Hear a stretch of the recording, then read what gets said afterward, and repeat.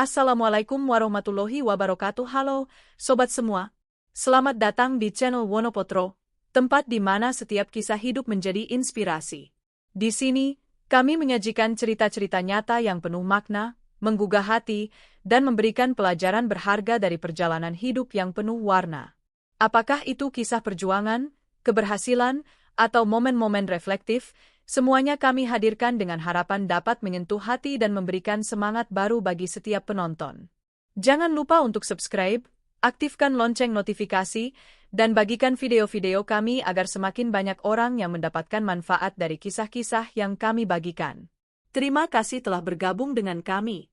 Selamat menikmati kisah inspiratif di Wonopotro. Di tengah hiruk-pikuk remaja zaman sekarang yang sibuk dengan ponsel, tawuran, dan kenakalan jalanan, ada seorang anak SMP yang berbeda. Namanya Dodi. Dia tak malu membantu orang tuanya dengan cara sederhana namun luar biasa, menitipkan camilan di warung-warung kecil, berjualan dengan semangat dan ketekunan yang tak pernah padam. Bagaimana bisa seorang remaja dengan aktivitas usaha kecil-kecilan ini bertahan dan berkembang di tengah segala godaan zaman? Apa rahasia di balik keberhasilan Dodi yang mandiri dan penuh integritas?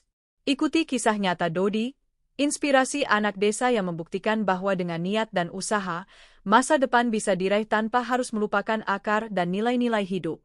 Di sebuah desa kecil yang tenang, suara hiruk-pikuk anak muda biasanya identik dengan balap motor, tawuran, dan layar ponsel yang menyala sepanjang malam. Tapi tidak bagi Dodi. Anak SMP yang satu ini punya cerita berbeda. Setiap pagi, saat teman-temannya masih asyik dengan game atau nongkrong tanpa tujuan, Dodi sudah sibuk mempersiapkan bungkus-bungkus camilan hasil belanja grosir. Dengan penuh ketekunan, ia membungkus, menghitung, dan menitipkan barang dagangannya ke warung-warung di desa. Apa yang membuat Dodi tetap konsisten? Bagaimana ia menyulap kegiatan sederhana itu menjadi sumber dana untuk kebutuhan sekolah dan keluarganya? Inilah kisah tentang semangat tanpa henti, kerja keras, dan kejujuran seorang anak desa yang menolak menyerah pada arus zaman. Pagi itu, matahari baru saja menampakkan sinarnya di langit Salatiga. Udara masih sejuk, embun masih menempel di dedaunan, dan suara ayam berkokok terdengar dari kejauhan. Di sebuah rumah sederhana di pinggiran kota, Dodi, seorang siswa SMP kelas 8, sudah sibuk membantu ibunya menyiapkan jajanan kering untuk dititipkan di warung-warung sekitar. Dodi bukanlah anak yang biasa. Di usianya yang masih belia, ia sudah menunjukkan tanggung jawab dan kemandirian yang luar biasa. Setiap pagi, sebelum berangkat sekolah, ia membantu ibunya membungkus jajanan seperti keripik singkong, kacang goreng, dan kue kering lainnya. Setelah semuanya siap, ia akan mengantarkan jajanan tersebut ke warung-warung dan kios mie bakso di sekitar rumahnya. Di tengah perjalanan menuju sekolah, Dodi sering melihat teman-teman sebayanya yang asyik bermain game di ponsel, nongkrong di pinggir jalan, atau bahkan terlibat dalam kenakalan remaja seperti tawuran dan balap liar. Namun, Dodi tidak tergoda untuk ikut-ikutan. Ia tahu bahwa jalan yang ia pilih mungkin tidak populer, tetapi ia yakin bahwa kerja keras dan ketekunannya akan membuahkan hasil di masa depan. Sesampainya di sekolah, Dodi tetap fokus pada pelajaran. Meskipun lelah setelah membantu ibunya di pagi hari, ia tidak pernah mengeluh. Ia percaya bahwa pendidikan adalah kunci untuk meraih masa depan yang lebih baik. Setelah pulang sekolah, ia kembali membantu ibunya menyiapkan jajanan untuk hari berikutnya. Dodi juga belajar mengelola keuangan dari hasil penjualan jajanan. Dengan keuntungan sekitar 25 hingga 30% dari setiap bungkus yang terjual, ia mampu menabung untuk biaya sekolahnya sendiri dan uang saku adiknya. Ia juga tidak segan untuk memberikan sisa jajanan kepada teman-teman dan tetangganya. Kebaikan hati dan ketekunannya membuatnya dihormati oleh orang-orang di sekitarnya. Di tengah dunia yang penuh dengan godaan dan kenakalan remaja, Dodi memilih untuk tetap teguh pada prinsipnya. Ia adalah contoh nyata bahwa dengan semangat, ketekunan, dan kerja keras, seseorang dapat meraih kesuksesan meskipun harus menghadapi berbagai tantangan. Kisah ini mengajarkan kita bahwa keberhasilan tidak selalu ditentukan oleh latar belakang atau kondisi, tetapi oleh semangat dan ketekunan dalam menghadapi setiap tantangan. Semoga kisah ini dapat menginspirasi kita semua untuk terus berjuang dan tidak pernah menyerah dalam meraih impian. Di sebuah sudut pasar grosir tradisional yang sempit dan sesak, tampak seorang anak lelaki mungil dengan seragam SMP yang warnanya sudah mulai pudar. Di pundaknya tergantung tas sekolah, sementara di tangan kirinya ia menenteng 2 kantong besar berisi bal jajanan kering. Itulah Dodi, dengan tubuh kecil tapi hati dan tekad sebesar gunung. Hari itu adalah Sabtu pagi, hari yang bagi sebagian besar anak-anak sekolah berarti waktu untuk istirahat atau bermain. Tapi tidak bagi Dodi. Ia sudah terbiasa memulai harinya dengan perjalanan ke toko grosir untuk membeli jajanan dalam kemasan besar, keripik singkong, makaroni pedas, pilus, stik keju, dan aneka camilan lainnya. Ia sudah hafal toko-toko mana yang menjual dengan harga miring, dan ia pun tidak malu untuk menawar layaknya ibu-ibu pasar yang lihai menjaga untung. "Pak, kalau saya beli 2 bal, bisa dikasih diskon 1.000 nggak?" tanyanya sopan namun mantap. "Pak, kalau saya beli 2 bal, bisa dikasih diskon 1.000 nggak?" tanyanya sopan namun mantap. Pemilik toko, yang awalnya memandang sinis karena mengira Dodi hanya anak iseng, akhirnya tersenyum dan mengangguk. "Wah, kamu pintar ya, udah kayak juragan kecil." "Ya sudah, tak kasih diskon." Dengan senyum penuh kemenangan, Dodi membayar lalu memeluk erat bungkusan besar itu. Ia tahu betul bahwa 1.000 rupiah bisa berarti banyak ketika dikalikan dengan jumlah bungkus yang akan ia jual. Sesampainya di rumah, ia segera mengeluarkan gunting, plastik-plastik bening ukuran kecil, dan timbangan digital yang dibelinya dari hasil tabungan bulan lalu.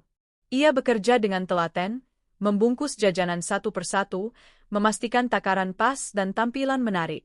Ia sudah belajar bahwa pembeli itu suka yang bersih dan rapi. Ibunya, Bu Marni, sering terharu melihat anaknya bekerja begitu tekun. "Dot, istirahat dulu, nak. Kamu capek nanti," ucap sang ibu, menatap penuh kasih. Namun Dodi hanya menggeleng pelan sambil tetap membungkus. "Enggak apa-apa, Bu. Dodi senang kok. Kalau Dodi bantu jualan, ibu nggak usah mikirin uang saku adik, atau bayar SPP Dodi." Bu Marni menunduk, menahan air mata. Dalam hatinya, ia merasa bangga sekaligus sedih. Bangga karena memiliki anak sebaik Dodi, dan sedih karena hidup membuat anaknya harus dewasa sebelum waktunya. Menjelang siang, Dodi mengayuh sepeda tuanya menyusuri gang-gang kampung. Di setiap warung yang ia singgahi, ia meletakkan 1 kantong kecil berisi jajanan, lalu mencatat jumlah titipan di buku kecil yang ia bawa. Ia menawarkan dengan senyum ramah dan sopan santun. "Bu, ini jajanan baru, ya. Kalau ibu berkenan, titip jual ya Bu." Harga dari Dodi 800 rupiah, ibu jual 1.000. Untung 200-an. Pemilik warung kadang mengangguk tanpa banyak bicara, kadang menolak dengan halus, tapi tak jarang pula memberi semangat. Beberapa bahkan menyebutnya, anak kecil paling tangguh di kampung. Pulang ke rumah, Dodi duduk di beranda dan menghitung keuntungan. Ia tidak pernah lupa mencatat keluar masuknya barang, bahkan mencetak daftar warung mana yang paling banyak menjual, mana yang kurang. Dalam 1 bulan, usahanya mulai tampak. Ia bisa menyisihkan Rp15.000 Rp25.000 per hari, tergantung laku tidaknya barang. Saat teman-teman sekolahnya sibuk membahas game terbaru, TikTok viral, atau geng motor yang sedang naik daun, Dodi lebih suka membuka catatan kecil tentang stok barang dan rencana belanja minggu depan. Di kelas pun ia tetap bersinar. Nilainya tidak pernah jatuh. Ia belajar saat malam dengan pencahayaan seadanya, kadang harus menunggu adiknya tidur lebih dulu.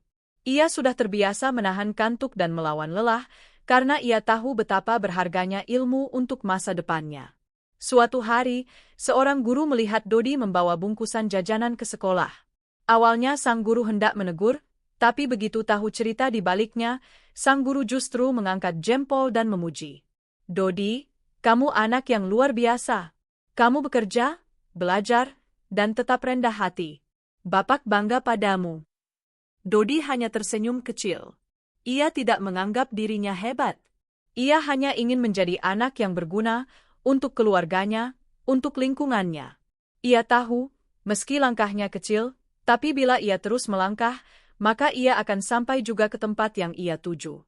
Langit sore itu cerah, seolah ikut tersenyum melihat kegigihan anak SMP yang tak malu berjualan, tak takut diremehkan, dan tak mudah menyerah. Di tengah dunia yang sibuk dengan gengsi dan gaya hidup palsu, Dodi berdiri tegak dengan kesederhanaan dan tekad yang membara. Dan dari situlah segalanya bermula, dari kantong-kantong kecil berisi camilan, dari senyum sopan di tiap warung, dari catatan keuntungan harian, dan dari mimpi seorang anak kecil yang ingin mengubah nasib keluarganya. Yang kecil bukan berarti lemah. Yang sunyi bukan berarti tak berarti. Karena dari hal-hal kecil, lahir perubahan besar. Pagi itu langit mendung menggantung. Angin bertiup kencang membawa bau tanah basah, menandakan hujan besar akan segera turun.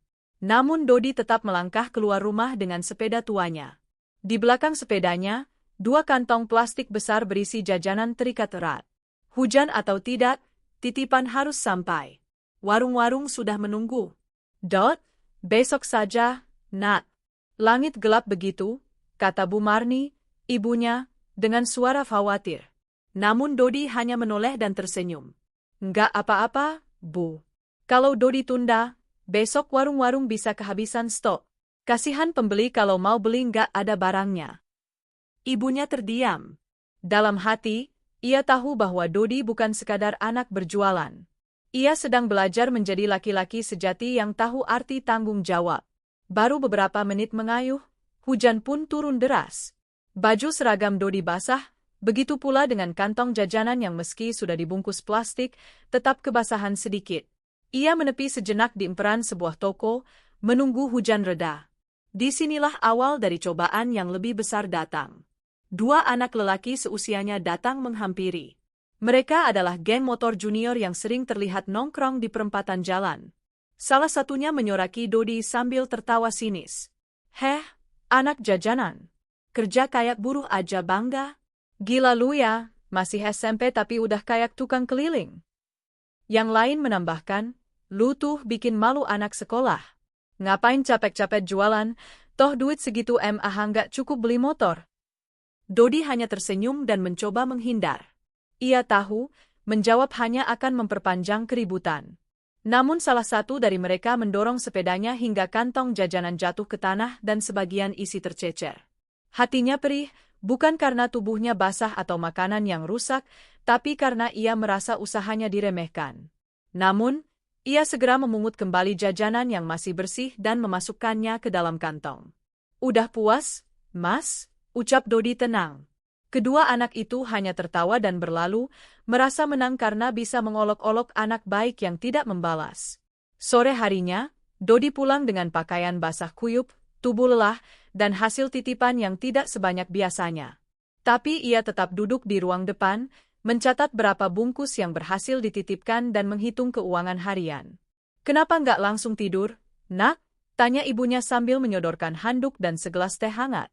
Kalau nggak dicatat sekarang, nanti lupa, Bu. Jawabnya singkat. Malam itu, Dodi duduk diam di sudut kamarnya. Ia termenung. Dadanya sesak menahan rasa sakit akibat hinaan yang siang tadi ia alami. Tapi ia tak membiarkan air mata jatuh. Ia tahu, ini adalah bagian dari perjuangan. Di meja kecilnya, sebuah buku tulis terbuka. Di halaman pertama, tertulis dengan huruf besar yang dicoretnya sendiri. Mimpiku, mendirikan toko jajanan milik sendiri. Ia menatap tulisan itu lama, lalu tersenyum. Aku harus kuat. Aku nggak boleh nyerah. Hari-hari berikutnya, cobaan datang silih berganti. Beberapa warung yang biasanya menerima titipan mulai mengeluh karena ada pedagang besar masuk membawa jajanan dalam jumlah banyak dan harga lebih murah. Salah satu ibu warung bahkan berkata, "Maaf ya Dot, untuk sementara ibu ambil dari distributor. Harganya bisa 1.000 juga tapi isinya lebih banyak." Dodi mengangguk, mencoba menerima dengan lapang dada. Tapi jauh di dalam hatinya, ia sadar ia sedang menghadapi persaingan. Lalu cobaan datang lagi. Adiknya sakit demam tinggi dan harus dibawa ke klinik. Tabungan yang sudah ia kumpulkan beberapa minggu habis dalam sehari. Ia tidak mengeluh, tidak menyesal. Justru ia merasa bersyukur bisa membantu orang tua di saat sulit. Alhamdulillah, Dot masih punya tabungan, ucap Bu Marni dengan mata berkaca-kaca saat membayar obat adiknya. Dan cobaan terbesar datang saat sepedanya patah karena rantai dan girnya rusak parah. Itu adalah sepeda tua warisan almarhum ayahnya. Tanpa itu, ia tak bisa membawa titipan jajanan. Selama beberapa hari, Dodi berjalan kaki. Ia membawa kantong jajanan satu persatu, menempuh jarak yang lebih jauh dan waktu yang lebih lama. Beberapa teman sekolah mulai menyadari perjuangannya dan menawarkan bantuan. "Sini Dot, gue bantu angkut." "Kita bareng naik motor gue," kata Jaya, teman sebangkunya. Mulai dari sinilah benih kebaikan yang Dodi tanam mulai tumbuh. Karena ketekunannya, beberapa guru dan teman justru kagum. Bahkan kepala sekolah memanggilnya suatu hari. "Dodi, saya dengar perjuanganmu. Kamu tetap berprestasi, tidak pernah melanggar aturan, dan mandiri secara ekonomi. Kami akan usulkan agar kamu mendapatkan beasiswa mandiri dari Dinas Pendidikan." Mata Dodi membelalat. Ia tak menyangka usahanya yang kecil bisa mendapat perhatian seperti itu. Tapi yang lebih membuatnya bangga adalah kalimat yang diucapkan sang kepala sekolah saat itu. "Dodi, kamu bukan anak kecil yang lemah.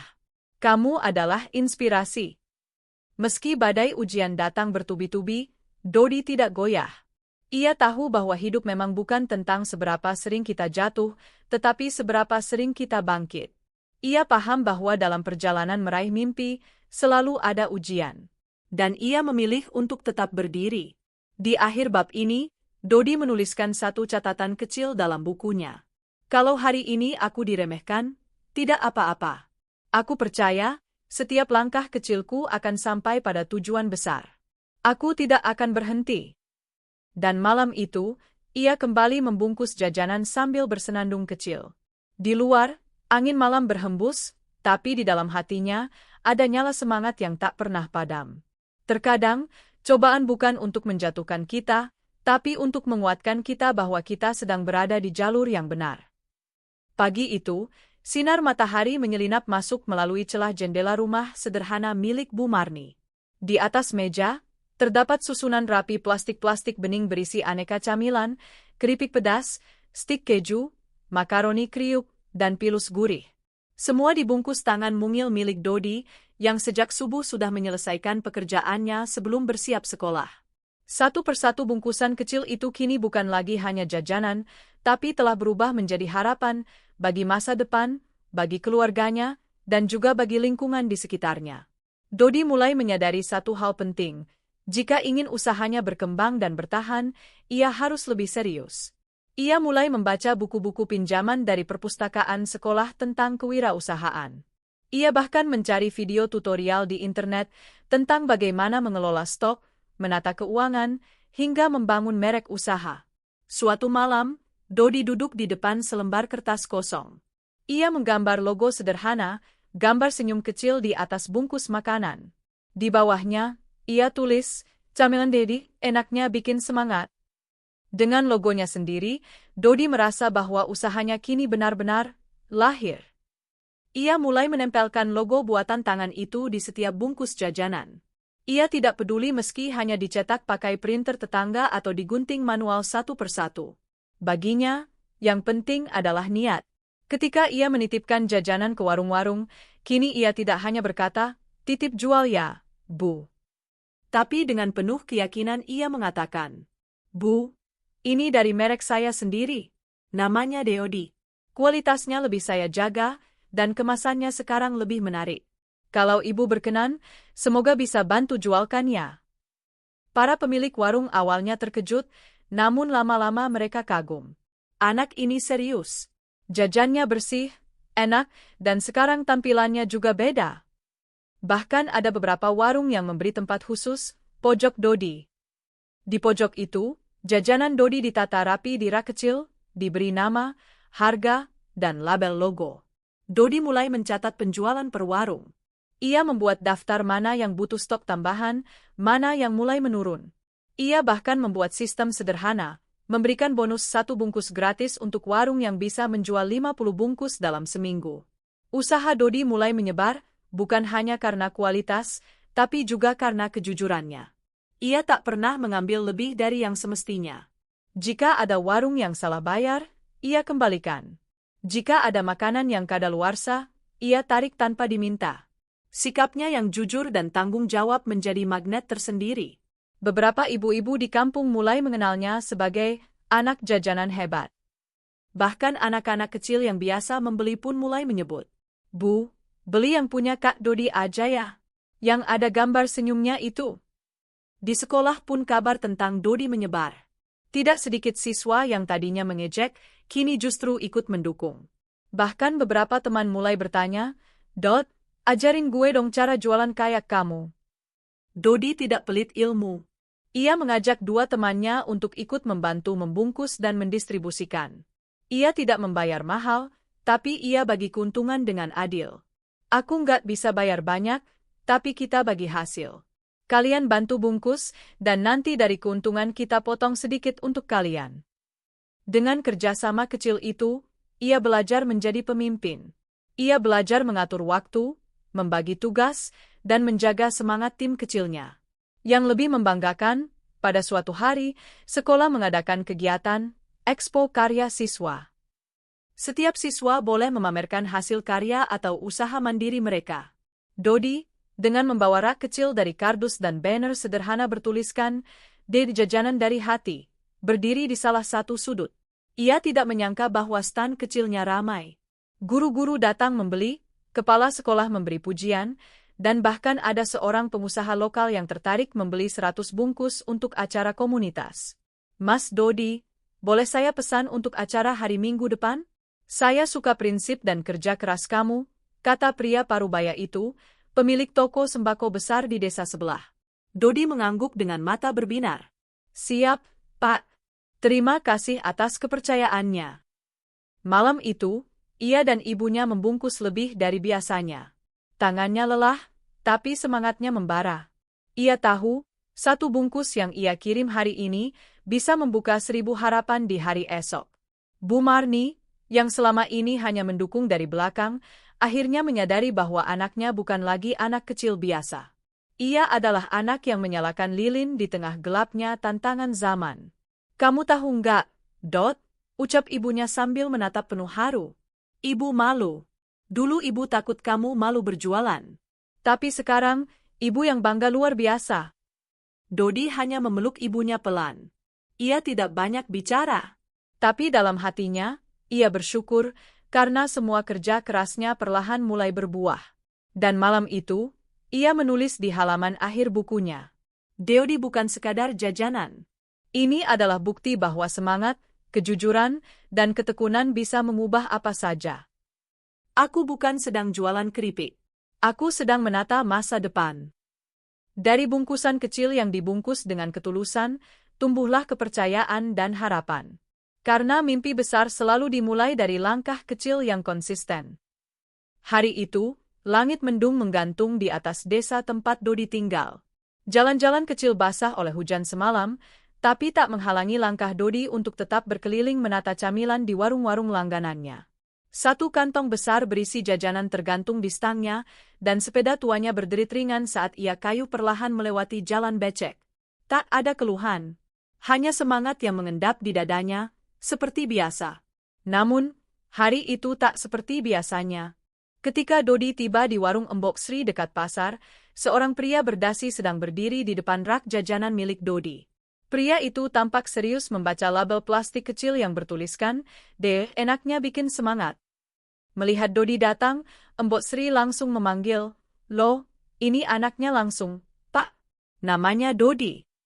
Pria itu pun menghampiri. Tangannya menjabat tangan Dodi hangat, dan dengan nada ramah, ia memperkenalkan diri. "Nama saya Pak Dimas. Saya dari Dinas UMKM Kabupaten. Tadi saya beli camilan ini, dan saya tertarik. Ini kemasan rapi, bersih, dan mereknya lucu." Dodi gugup, tapi tetap menjawab dengan sopan. "Terima kasih, Pak. Ini saya buat sendiri. Saya masih SMP, jualan keliling. Bantu orang tua." Pak Dimas tersenyum kagum. "Luar biasa kamu, Nak. Saya rasa, kamu cocok untuk ikut bimbingan usaha kecil dari dinas. Minggu depan ada pelatihan 2 hari, gratis. Mau ikut?" Dodi tak percaya telinganya. Ia hanya mengangguk cepat, seolah takut kesempatan itu hilang kalau ia ragu. Hari pelatihan pun tiba. Di aula sederhana kantor kecamatan, Dodi duduk di antara belasan orang lainnya. Semuanya orang dewasa, pemilik warung dan usaha kecil rumahan. Ia tampak paling muda, Bahkan ada peserta yang menyangka Dodi sekadar anak dari peserta lain. Namun begitu sesi dimulai, semua berubah. Ketika peserta diminta memperkenalkan diri dan usahanya, Dodi bangkit berdiri dengan tenang. Nama saya Dodi. Saya jualan camilan dengan nama Deodi. Saya beli dari grosir, saya bungkus sendiri, lalu saya titipkan ke warung. Sekarang sudah ada 12 warung yang jual jajanan saya. Ruangan sejenak hening. Beberapa peserta tersenyum kagum, beberapa lainnya bertepuk tangan pelan. Bahkan narasumber dari Jakarta memuji, ini semangat yang langka. Di usia semuda ini, sudah mandiri dan berpikir seperti pengusaha sejati. Dodi belajar banyak dari pelatihan itu, cara mencatat stok, menghitung HPP, membuat strategi promosi, bahkan bagaimana mengajukan izin usaha mikro. Di akhir pelatihan, setiap peserta diberi kesempatan mengajukan proposal usaha. Dodi pun menulis proposal sederhana tentang rencana membuat varian baru, camilan sehat Deodi bebas MSG, cocok untuk anak. Tak disangka, 2 minggu kemudian, ia menerima surat dari dinas. Proposalnya diterima dan mendapat dana bantuan pengembangan sebesar Rp1.500.000. Dodi tertegun. Itu angka yang sangat besar bagi anak seumurannya. Uang itu tidak ia hamburkan. Dodi membeli plastik kemasan yang lebih tebal, menyewa printer kecil bekas dari tetangga untuk mencetak label, dan mulai bereksperimen membuat camilan sendiri dari dapur rumah. Ibunya, Bu Marni, yang semula hanya membantu bungkus-bungkus camilan, kini ikut belajar menggoreng makaroni dan stik dari bahan mentah, sesuai resep yang ditemukan Dodi dari internet. Kalau kita bisa bikin sendiri, kan untungnya lebih besar, Bu, kata Dodi dengan semangat. Malam-malam rumah mereka dipenuhi aroma bawang putih, keju, dan rempah. Dapur yang sempit menjadi saksi bisu bagaimana anak SMP ini melampaui batas-batas lazim anak seumurannya. Kini, dari semula hanya menjual produk grosir, Dodi sudah mulai punya produk olahan sendiri, dan ia mencantumkan stempel buatan dapur Deodi di belakang kemasan. Rezeki tak hanya datang dalam bentuk uang. Pada suatu hari, guru BK di sekolah memanggil Dodi ke ruang guru. Dodi sempat cemas, mengira ia melakukan kesalahan. Tapi yang ia terima justru kejutan luar biasa. Dodi, beberapa waktu lalu sekolah kirim profil kamu ke Yayasan Beasiswa Mandiri. Mereka kagum dengan semangat kamu. Minggu depan, mereka ingin kamu datang ke Jakarta untuk ikut seleksi akhir. Kalau lolos, kamu bisa dapat beasiswa penuh sampai SMA. Mata Dodi berkaca-kaca. Ia hanya bisa membungkuk, mengucapkan terima kasih berulang-ulang. Setelah pulang sekolah, Dodi memeluk ibunya erat. Bu, Dodi mau ke Jakarta? Doain ya. Kalau berhasil, Dodi bisa sekolah tanpa ngerepotin ibu lagi. Tangis Bu Marni pecah. Kamu itu berkah, Dot. Anak yang tak pernah minta lebih, tapi memberi lebih dari yang ibu sangka. Hari keberangkatan ke Jakarta pun tiba. Dodi membawa satu ransel kecil, berisi baju ganti dan satu kardus kecil berisi camilan buatan sendiri, yang ia niatkan untuk dibagikan kepada peserta dan panitia seleksi nanti. Ia tahu, mungkin ia bukan yang paling pintar. Tapi ia percaya, kejujuran dan kerja keras akan membuka jalan rezeki yang tidak disangka. Dan benar saja, di sana, Dodi bukan hanya diterima. Ia bahkan diangkat sebagai duta inspirasi pelajar mandiri dan diberi kesempatan mengisi sesi motivasi bagi siswa-siswa lain yang datang dari berbagai daerah. Ia mengucapkan kalimat sederhana, "Saya cuma jualan camilan. Tapi saya percaya, kalau kita jujur, tekun, dan tidak malu kerja halal, maka pintu-pintu kebaikan akan terbuka sendiri." Hari-hari setelah itu, hidup Dodi mulai berubah. Tapi ia tidak sombong. Ia tetap berjualan, tetap bersepeda, tetap menata jajanan di warung. Ia bahkan menolak untuk pindah ke sekolah mewah, karena ingin tetap dekat dengan ibunya dan usahanya. Baginya, kesuksesan bukan berarti meninggalkan akar, tapi membuat akarnya tumbuh kuat, agar pohonnya bisa menjulang. Rezeki kadang tak datang dari jalan yang kita kejar, tapi dari ketulusan kita melangkah. Dan Dodi membuktikan bahwa kejujuran dan kerja keras akan selalu menemukan jalannya sendiri. Dodi mulai dikenal di lingkungan sekolah, bahkan juga di luar sekolah. Beberapa orang menyebutnya pengusaha muda, tak sedikit pula yang menjulukinya bos camilan. Sebutan-sebutan itu membuat teman-temannya terbagi dua. Ada yang kagum dan ingin belajar darinya, tapi ada juga yang memandang dengan sinis, bahkan iri. Ah, paling juga cuma jualan kerupuk, lagaknya kayak pengusaha gede, celetuk Damar, teman sekelasnya, saat istirahat. Dodi hanya tersenyum menanggapi, walau hatinya sedikit perih. Ia tahu, tak semua orang bisa memahami perjuangan yang ia jalani. Tapi ia memilih untuk tidak memperpanjang persoalan. Ia tak ingin satu celah merusak 1000 kebaikan. Namun ternyata, ujian tak hanya datang dari cibiran. Semakin berkembang usahanya, semakin besar pula tantangan yang Dodi hadapi. Jumlah warung yang ia titipi camilan kini sudah 20 lebih, dan permintaan dari luar desa mulai berdatangan. Bahkan ada pemilik kedai kopi dari kota sebelah yang tertarik membeli dalam jumlah banyak. Awalnya Dodi senang, tapi tak lama kemudian ia mulai kewalahan. Sekolah, rumah, produksi camilan, mencatat stok, mengantar barang, semuanya menyita waktu dan tenaganya. Tubuhnya mulai lelah, nilai sekolahnya mulai menurun, dan ia jadi sering mengantuk di kelas. Suatu malam, Dodi duduk di teras rumah dengan mata sembab. Di hadapannya, buku pelajaran terbuka tapi tak satu pun huruf yang terbaca jelas. Ibunya menyadari perubahan itu. "Kenapa, Nak? Ada masalah?" tanya Bu Marni lembut, sambil duduk di sampingnya. Dodi menghela napas panjang. "Dodi bingung, Bu." Dodi senang jualan lancar, tapi makin hari makin capek. Sekolah keteteran. Rasanya kayak gak sanggup lagi jalanin semua sendiri. Bu Marni mengusap bahunya. "Nak, Ibu bangga sama kamu. Tapi kamu juga harus tahu batas.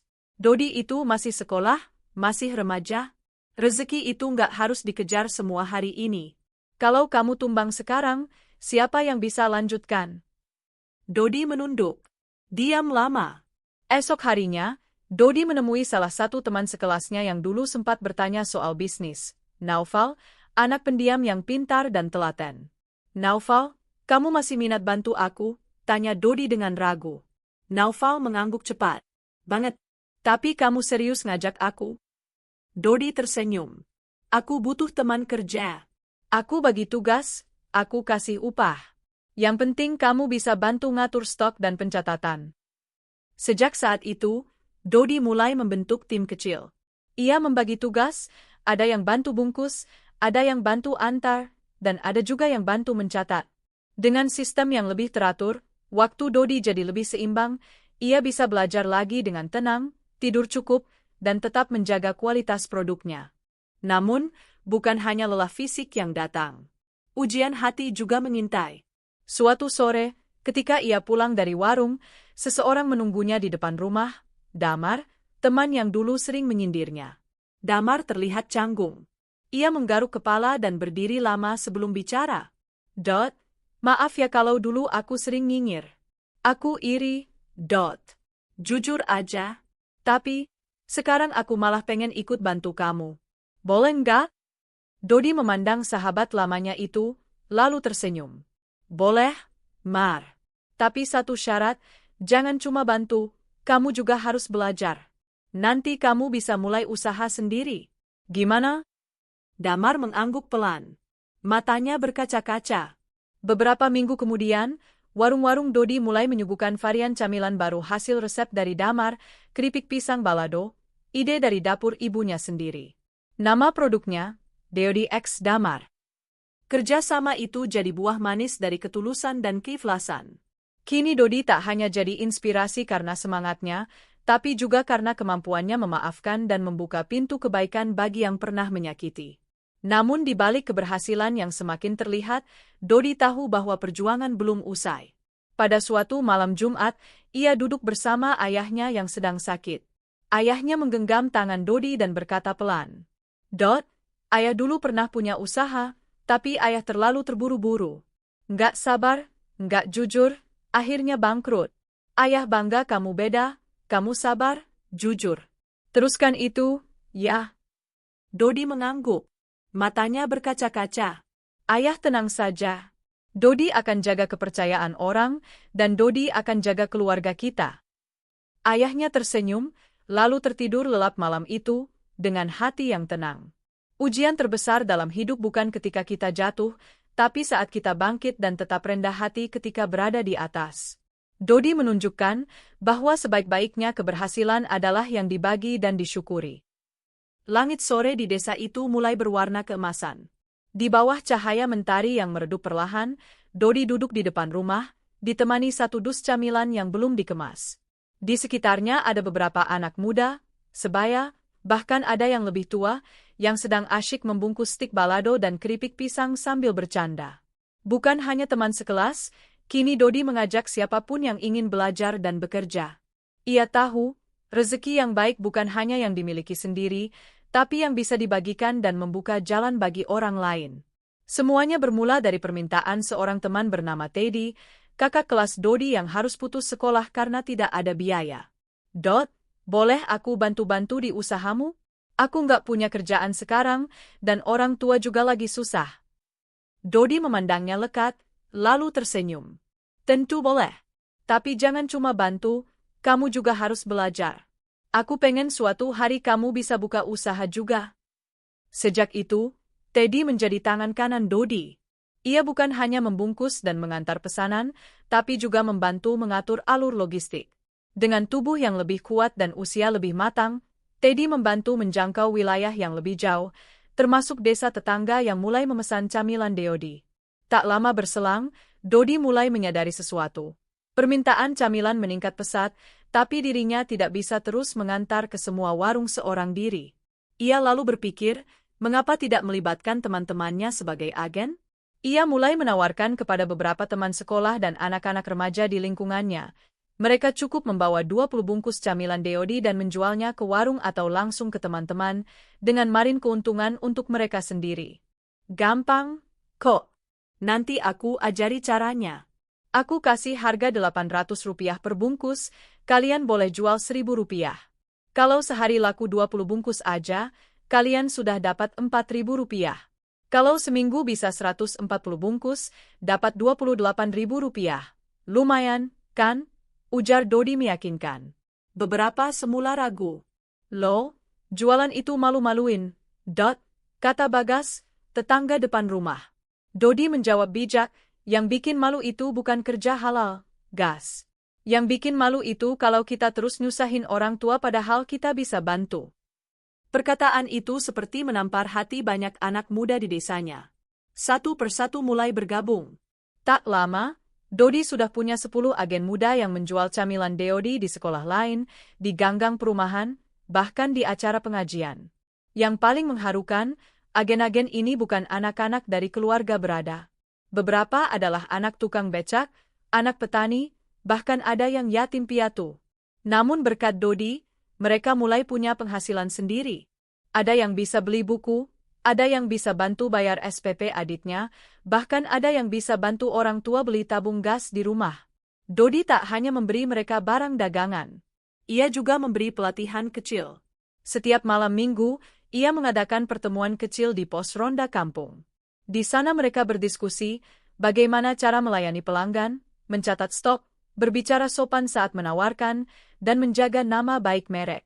Di sinilah letak keistimewaan Dodi. Ia tidak pelit ilmu. "Kalau kita naik, orang lain juga harus ikut naik," katanya suatu kali. "Biar barokah." Tentu, tak semuanya berjalan mulus. Suatu hari, Dodi mendapat kabar bahwa salah satu agen menjual camilan Dodi dengan harga seenaknya dan bilang itu produk dia sendiri. Dodi kecewa, tapi ia tidak marah. Ia memanggil anak itu, lalu berbicara pelan. "Aku bukan marah soal uang, tapi soal kepercayaan. Kalau kita nggak jujur dari sekarang, nanti kalau sudah besar akan kebiasaan." Anak itu tertunduk. Ia menangis. Dodi memeluknya. "Belajar aja dari kesalahan. Aku nggak keluarkan kamu. Tapi kamu harus mulai dari nol lagi." Didikan itu justru membuat anak-anak semakin hormat padanya. Mereka tidak hanya menganggap Dodi sebagai pemimpin, tapi juga seperti kakak dan guru kehidupan. Suatu malam, di tengah rapat kecil mereka di pos ronda, seorang ustaz kampung yang kebetulan lewat berhenti dan melihat mereka dengan takjub. "Loh, kalian ini ngapain rame-rame di sini?" Dodi menjawab, "Ngaji rezeki, Ustaz." Ustaz tertawa senang.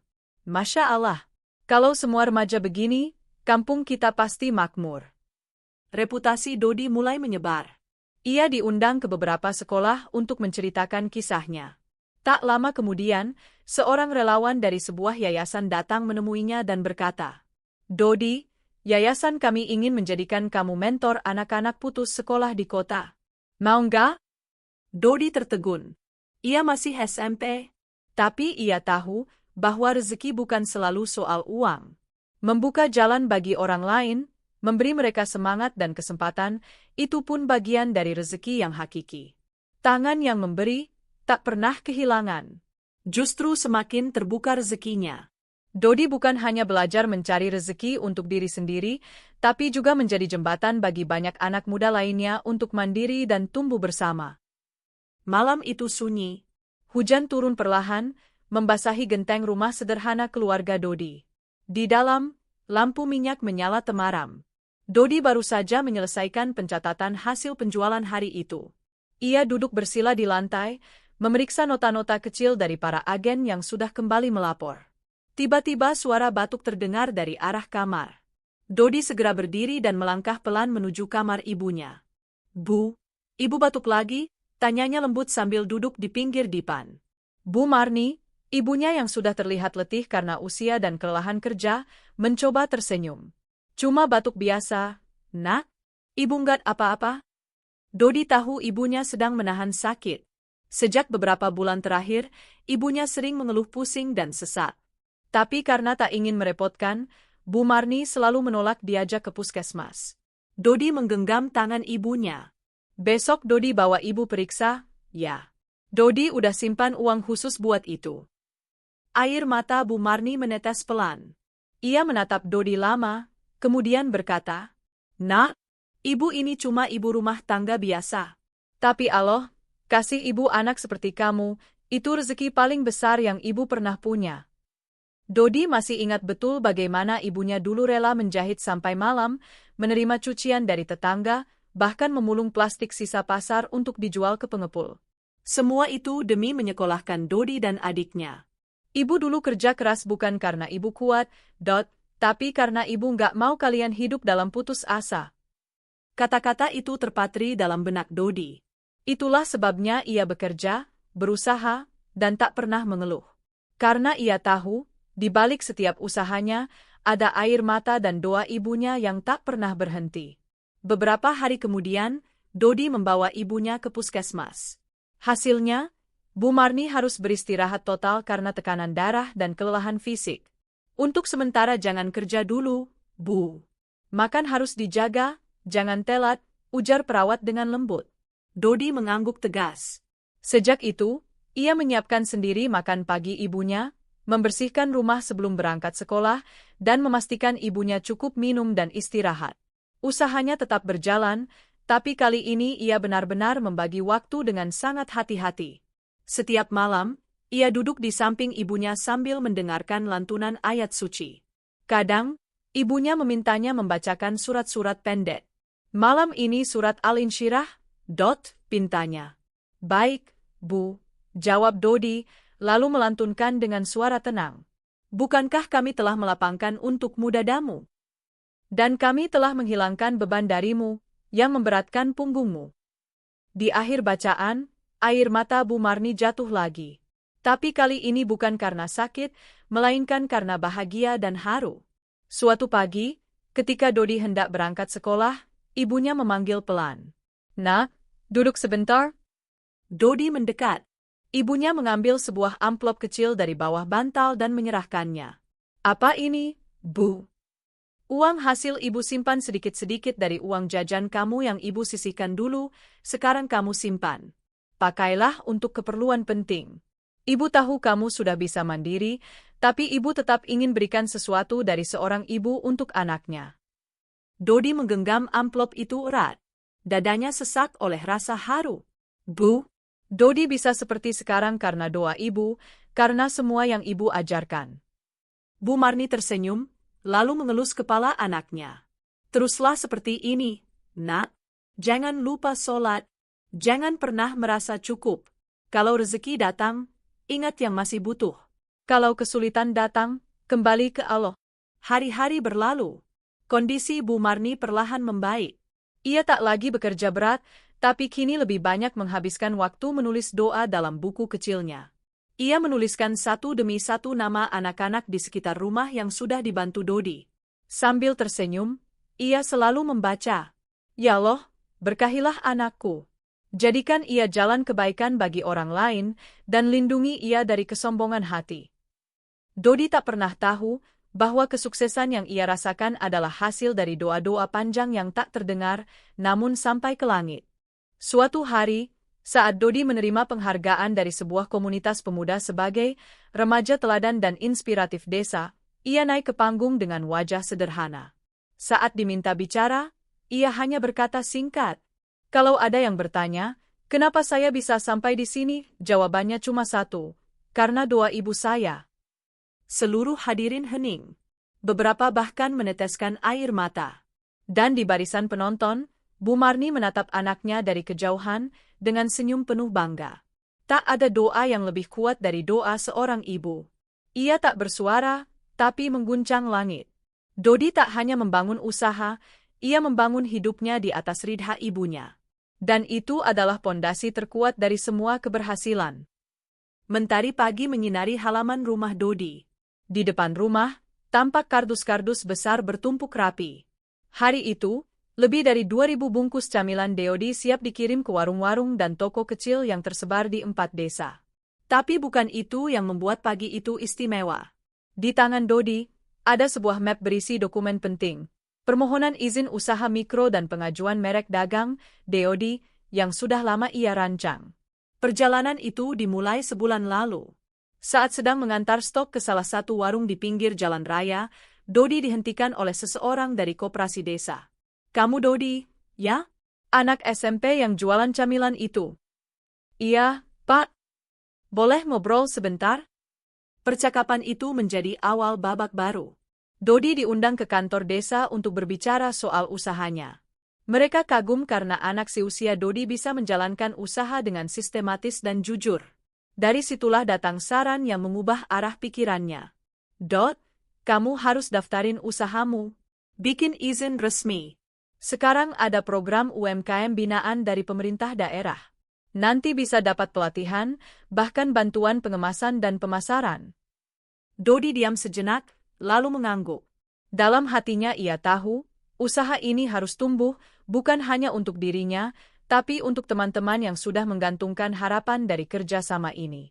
Dodi mulai belajar tentang pengurusan legalitas usaha. Ia mendatangi dinas koperasi, bertanya ke pegawai kelurahan, membaca brosur, bahkan menonton video tutorial di HP miliknya yang sudah mulai retak layarnya. Semua dikerjakan di sela-sela belajar dan membungkus barang. Pagi sekolah, siang bungkus dan kirim, malam baca dan isi formulir.